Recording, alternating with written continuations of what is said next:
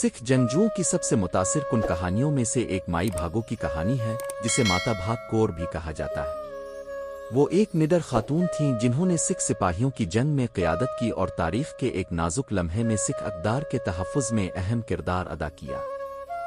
1705 में सिखों के 10वें गुरु गोबिंद सिंह के दौर में मुग़ल सल्तनत सिखों पर मुसलसल हमले कर रही थी।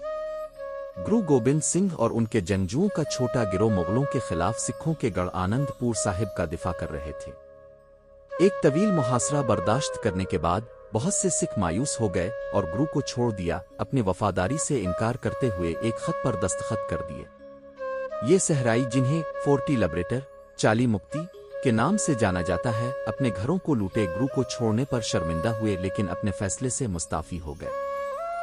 माई भागो, एक दीनदार सिख औरत ने जब इसके बारे में सुना तो वो उनकी धोखाधड़ी से बहुत परेशान हुई। गैर मुतज़लज़ल अज़्म के साथ इसने अपने आप को मुसल्ला किया और खदराना गांव की तरफ सवार हुई, जहां वीरान थे।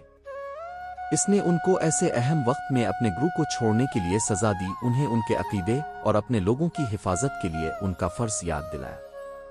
इसके पुरजोश अल्फाज ने उनके ज़मीर को झंझोड़ दिया और उसने 40 तर्क करने वालों को गुरु गोबिंद सिंह की तरफ लौटने और एक बार फिर लड़ने की तरगीब दी। माई भागो ने फौजियों को वापस मैदान जंग में ले जाया, जहां उनका मुकाबला मुख्तसर की जंग में मुग़ल फौज से हुआ। इसके बाद होने वाली शदीद लड़ाई में माई भागो ने सिख जंगजुओं के साथ मिलकर बहादुरी से लड़ा।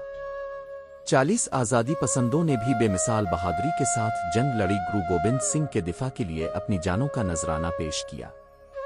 जंग के बाद गुरु गोबिंद सिंह गिरे हुए जंगजुओं की लाशों पर आए, जिनमें 40 सहराई भी शामिल थे, जिन्होंने अब उसकी नजरों में खुद को छुड़ा लिया था। उन्होंने ये कहते हुए उन्हें बरकत दी कि उन्होंने वो मुक्ति, आज़ादी हासिल कर ली है और वो सिख तारीख में चली मुक्ति के तौर पर अमर हो गए।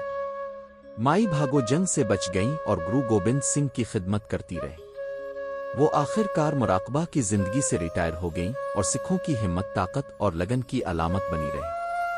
माई भागो की कहानी सिख तारीख में ख्वातीन के किरदार और अकीदे में उनके ताउन की याद दहानी के तौर पर काम करती है। वो हिम्मत, बराबरी और अपने फर्ज से लगन के सिख उसूलों की नुमाइंदगी करती है और उनकी मीरास आज भी दुनिया भर के सिखों को मुतासिर करती है।